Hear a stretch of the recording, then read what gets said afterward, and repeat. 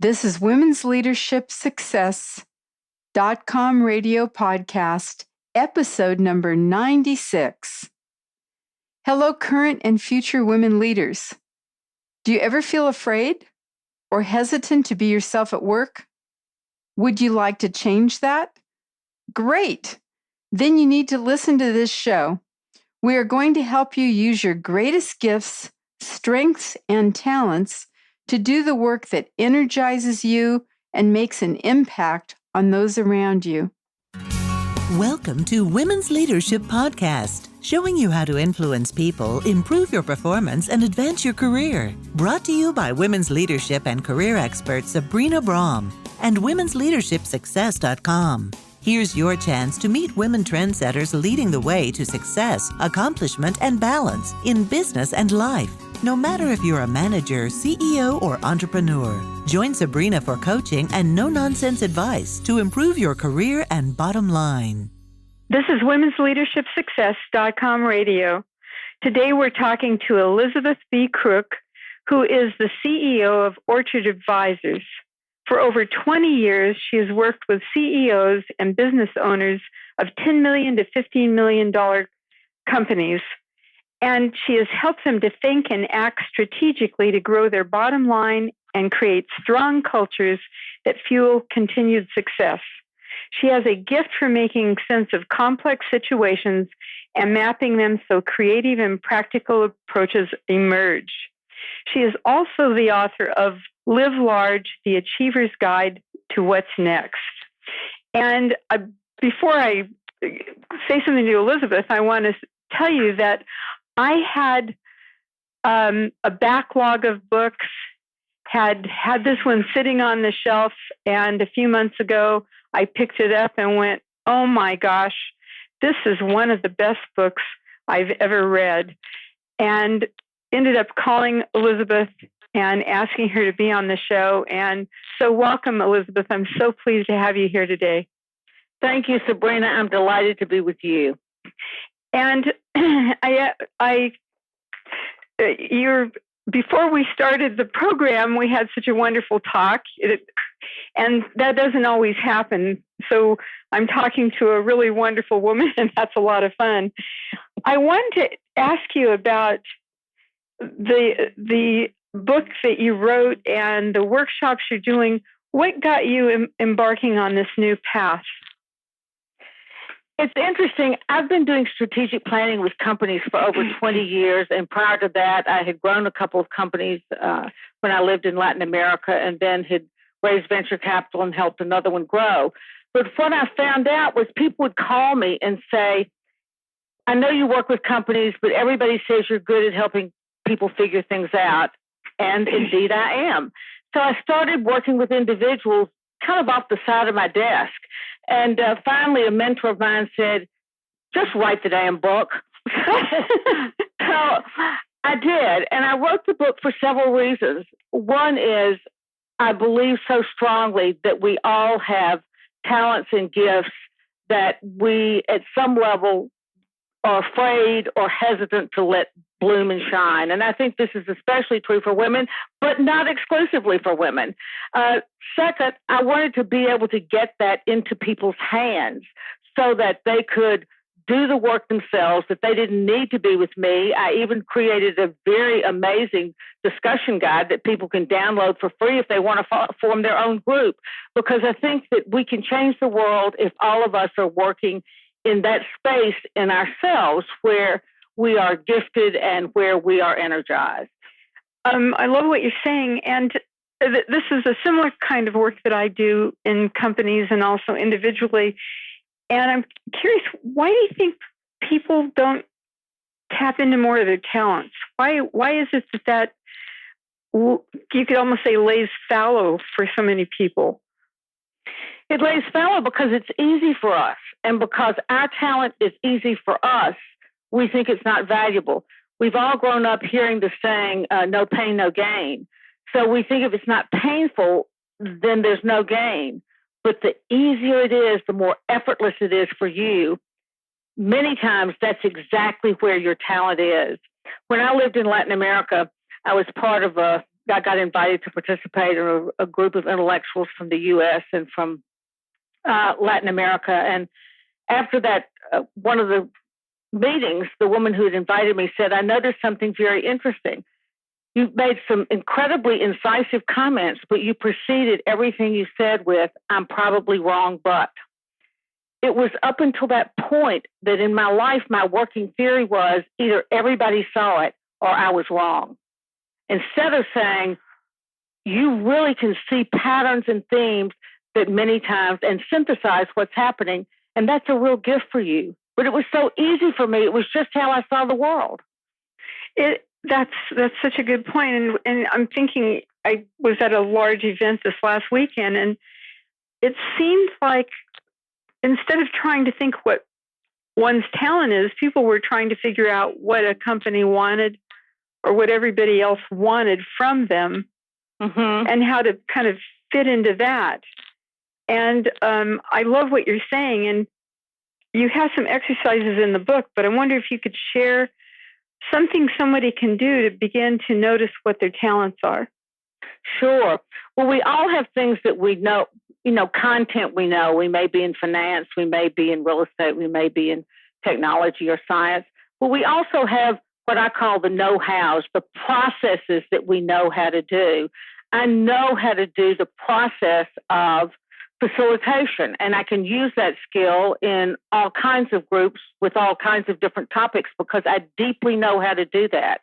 And then we can also, so we can go through that exercise. The other thing is write down all the things that you do every day, sort of the tasks, and separate them into two piles. Which are the ones that energize you, that even though if you're working hard, you're like, yeah, wow, that was great. And the ones that deplete you, that you say, I mean, for me, when I'm facilitating a group, even though my feet get tired from standing all day, I'm energized at the end of the day. But if you tell me to figure out why the calendar on my Gmail account is screwed up, I just want to lie down on the floor and cry. So once you figure out what is energizing to you, and then lay that over your know-hows, somewhere in there, I'll bet you dollars to donuts is your talent. And do you find that if people follow that they can make a good living? I think they can. They can. It's not just about, do what you love and the money will follow, which people have said, but there are many things that we love, but are we willing to put the discipline into it to do them at a professional level? And how do we hone that craft? And how do we, when I first started, the first time I facilitated was, 20-something years ago. Now, I could see the patterns. I could write the memo. I could tell them what was going on and what they needed to do. But it took my saying, well, it's not about my wisdom. It's about their wisdom. How do I take my insights and use an inquiry-based, facilitated, participatory way to help them see and own and plan and commit and be accountable for it? Not to me, but to themselves. And that took courses and mentoring and practice and all of that sort of thing. But I built it on top of a talent I had, a gift that I had. Does that make sense? It totally does. And I really agree that people have to have the discipline and keep moving forward on that. And what do you find helps to do that? In other words, you've got this talent and you want to develop it. How do you keep your eye on the ball so that you keep doing the things that are going to help you to become an expert or somebody that's worth hiring in that area? Well, one of the things that I do in the book is we are where we are for the positive and for the challenging because of where we've come from. And so I have people do two exercises, two explorations that look back. One is a retrospective where they look at the things going back to even junior high that were easy and fun for them, and what were the things that were hard and difficult, and what did they believe about themselves back in those days. And then I have them do a timeline, a lifeline really, that looks at events in their lives and the highs and the lows. So that gives them a perspective of they've always been changing, and some were up and down. Some people name those. I've seen people say the wasted years or the lost years or hell and high water or, growing up again or whatever it was, or reemergence or the golden years.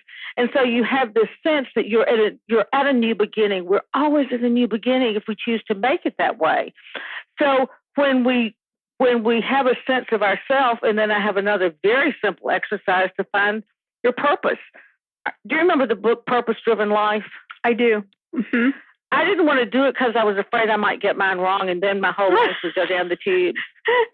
So, I bet you a lot of women are laughing right now, and the men that are listening to this. Right. The fear of if you embark ahead, what if you do the wrong thing? And then you've ruined your life. Go ahead. Ruined your life. So I just never read it. And so one thing I have people do is I have them list all of those kinds of jobs, and it can be either paid or unpaid, that they really felt engaged by. And then on the other side, across from each one, I say, what was engaging about it? What did you love about it? And when you do that, you'll see a theme or a pattern. I mean, and I put mine in the book, I give lots of examples in the book of every single exploration. There's one that's filled in so that you understand what you're trying to accomplish. There's a theme there. Mm-hmm. Mm-hmm. And it may be, helping people. It may be, you'll see the theme. And I tell the story about a woman, she was here in Nashville. And even though she and I never worked together, you could see the theme of her life, even from the outside, which was to help people be informed about issues in their community that affected them. If people have seen the movie Ruth Bader Ginsburg, RBG, mm-hmm. the theme of her life shines out. She was so clear and so focused on women and women having a voice. If you see the film on Mr. Rogers, Won't You Be My Neighbor, the theme and purpose of his life was there all along. And so we never stop and look at what's been the theme, but it's hiding there right in plain sight. Mm-hmm. Yeah, and one of the things I hear you saying, Elizabeth, is the importance of taking some time, getting away from the kids, the spouse, the job, and just giving some reflective time to thinking about who you are and what talents you have and what it is that what's your purpose? What do you want to make happen in life? Yeah, and it's it can sound so monumental. And what I discovered having worked with who knows how many people, and a process kind of emerged over time about what worked, is that it's not that complicated. That we really, if somebody can ask us the right questions, we can come up with the answers. We don't need an outside expert. We just need the question. That's so beautiful. The other thing that you talk about in your book is limiting beliefs. Can you tell us what that means and what we can do about it? Well, it's just one of the most pervasive things. I call that, we all know that we have the voice in the head that says you can't, you shouldn't, you mustn't. It may be your mother's voice or your coach's voice or a teacher's voice. And I call that the triple J, which stands for the jury, judge, and jailer, which pronounces you either guilty or innocent, passes sentences, and then locks you up. And one of the ways I work with my triple J, because you're never going to get rid of the triple J. And I've done 5,000 years of therapy, so stop thinking that you can shut up the voice. You can't, but what you can do is make it very conscious to yourself. And sometimes I'll just write it out, say, what is this saying? And then for my most secure, confident adult place, I'll say, what part of this is true? And what part of it, that's probably not true, because there's some beliefs that we are taught. So I'll give you some examples. I run into this fairly frequently in very driven CEOs. Is a man, he was brilliant, and he was controlling to the nth degree. And I said, was there alcohol or was there addiction or mental health issues in your family?" And he said, "How did you know?" He said, "My mother was certifiably crazy, and in fact still is. And she's very unpredictable." And I said, "So when you were a kid, in order to be safe, you had to control everything." And he said, "That's true, because she could turn on a dime and become abusive and violent." Mm-hmm. And so what he has done is overgeneralize what kept him safe as a child. And now he's a grown man with big muscles and a six pack and a successful company. Mm-hmm. But he's still controlling everything because that small child part of him feels in danger unless he's in control. Mm-hmm. But that doesn't exist anymore. And so the persistence of something that made sense at one time but no longer makes sense is one kind of limiting belief. Another one is what I call a false equivalence. I work with a client and who has a toxic employee. And so we've talked about, when are you going to be ready to do something about this? And he said, "Well, I'm afraid that people will think I'm being unfair." Mm-hmm.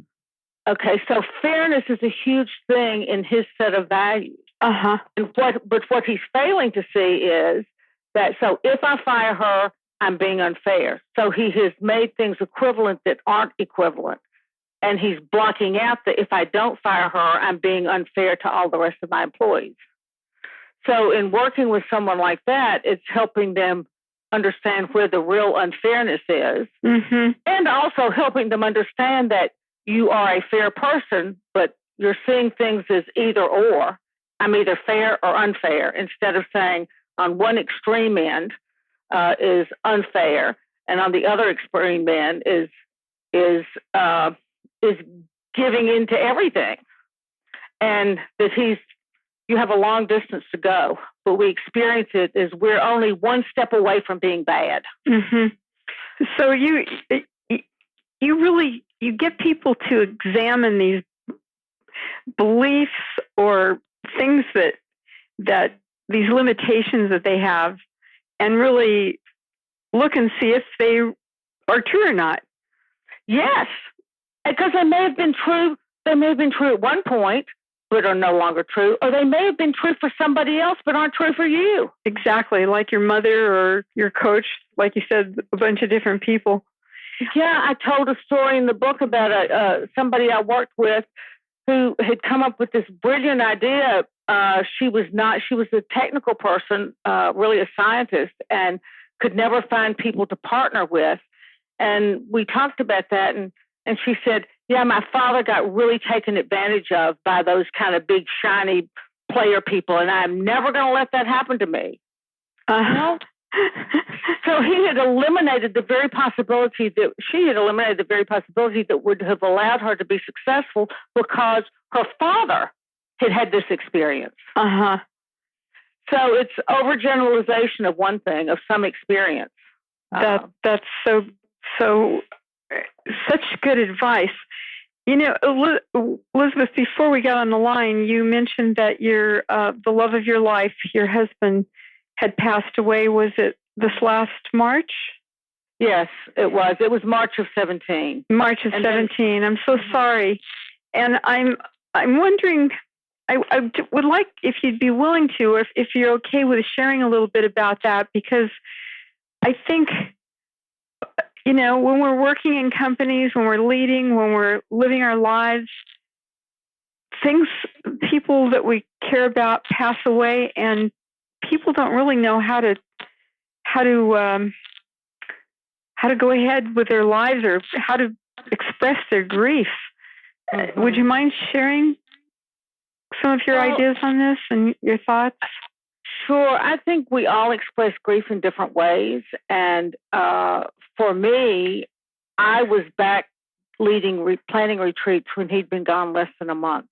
That didn't mean I didn't stop and cry and wail and lie on the floor and kick and scream, because I did, but I just kept pushing. Uh-huh. And it wasn't until almost a year after he was gone that I finally just needed to sleep, 9 to 10 hours a night, that I needed to cancel things that I had committed to, that I needed to take a breath.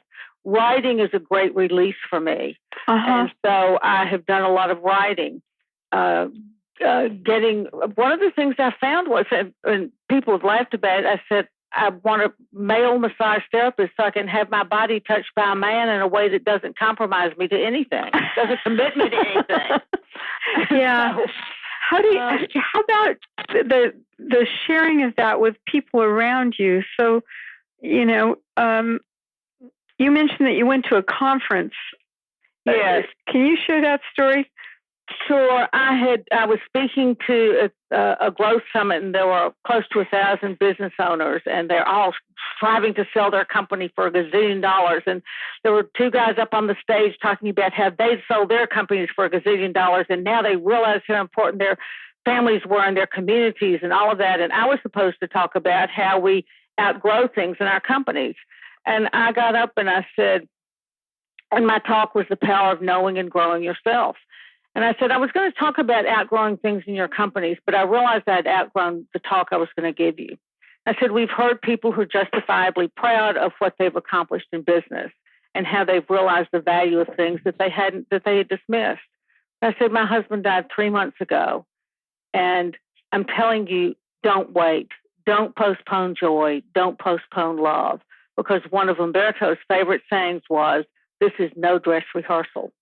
So find a way to participate in the liveliness and lightness and passion with the people and the causes and the things you care about, beginning now. Don't wait until you've sold your company for $1 gazillion, because number one, that may never happen.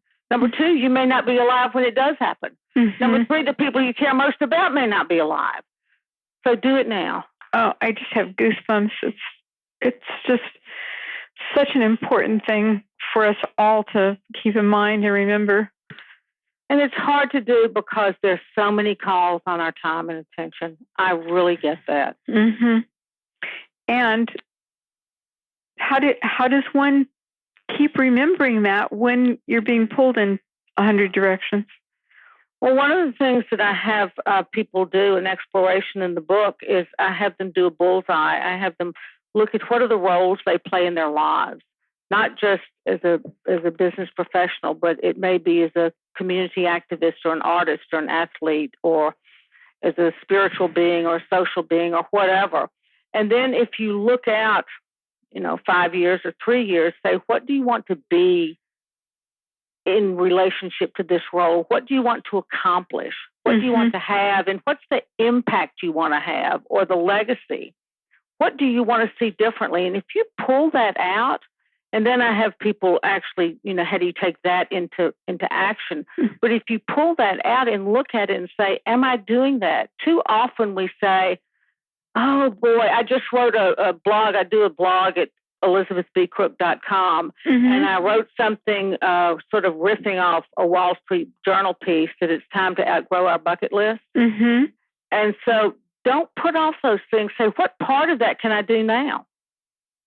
I think that's wonderful advice, and we're just about out of time. Is there anything else you want to say that? Well, I just love what you're doing. I think women's leadership is hugely important in our companies, in our families, and in our world.